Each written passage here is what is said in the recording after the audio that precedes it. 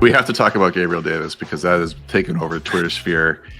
People that are on him, people that are off of him, and I just want to talk about him a little bit. And I'm really interested to hear your take on him. He finished 43rd in the 55 player sample in terms of one number rankings. He was 50 of 54th last year, so it was a slight improvement.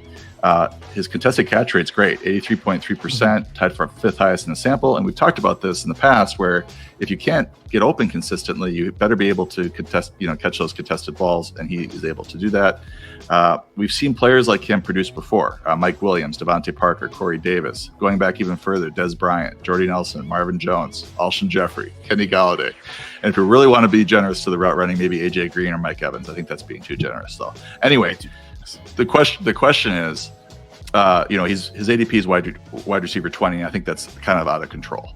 I don't think that it's going to be wide receiver 20 in your home draft with your league mates and stuff, because for the average draft, because right now it's just a lot of hardcore people drafting. We're all getting fired up about the same splits, and they're just deciding to pull the trigger. Maybe they're trying to do a Josh Allen stack, and they're pulling the trigger early on some of these guys. I think he's going to end up landing in the 25 to 30 range, and I think it's more palatable. But here's my pitch, and then you tell me what you think of him. 14 career games where he played 70% of the snaps. So he's been a limited snap guy, but in 14 games where he's played 70% or more, which I consider sort of starter numbers, including the postseason, he's averaged 2.6 catches on 6.2 targets for 58 yards and 0.79 touchdowns. Now, those touchdowns are very, very, very important.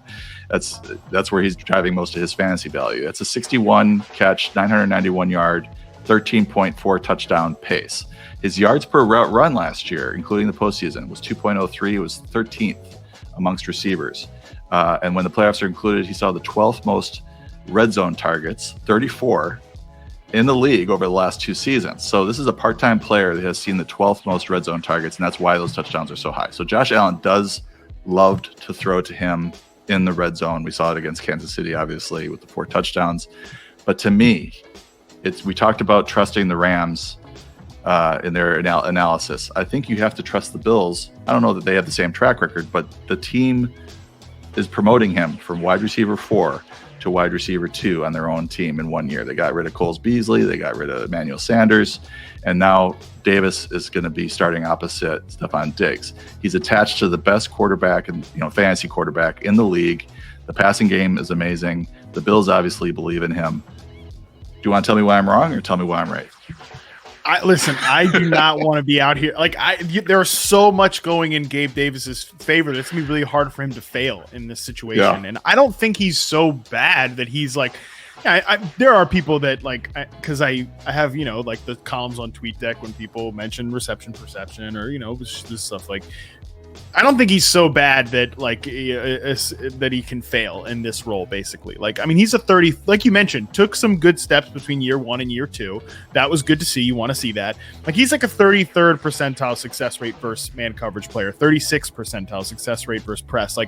That's not great, but it's not oh my God, they're about to put Terrace Marshall as the number 2, or Jalen Reagor, or Devin Funchess, or Marquise Lee, some of these really bad players in reception perception over the years. They're not about to put that guy in there. I think you brought up the name DeVante Parker. That's a really good player comparison, I think, for Gabe Davis. Not a natural separator, not the stone worst separator in the NFL, like some of those guys I just mentioned earlier, but a guy who can win contested catches, who can rip it deep. That's one thing that Gabe Davis can absolutely do. He, even in his rookie year and even last year too in reception perception, ran a ton of 9 routes and gets open. He can get open downfield, he can burn, he can make big plays. The contested catch stuff helps.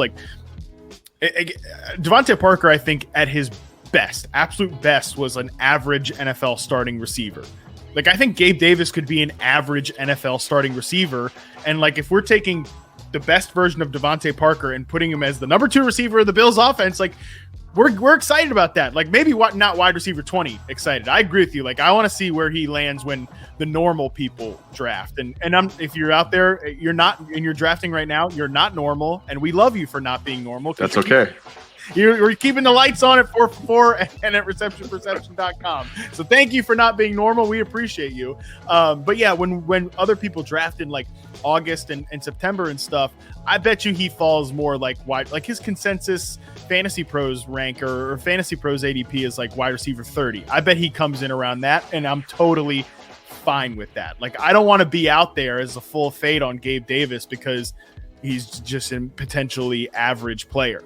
Like, this is a great situation, and you mentioned it. Like, they let Emmanuel Sanders go, and they didn't replace him. They replaced Cole Beasley with Jamison Crowder, but they did not like. And I wouldn't be shocked, John, if like Jamison Crowder, catches just shy of the same amount of passes as Gabe Davis, but Gabe Davis is going to score a lot more touchdowns. So, I'm not all the way out on Gabe Davis. I think I think that where his best ball ADP is crazy, but I get it. So I think you answered that correctly. I'm going to give you a point for that one. But I think that's definitely the ADP. Like he's going ahead of Deontay Johnson right now, and I can't take that.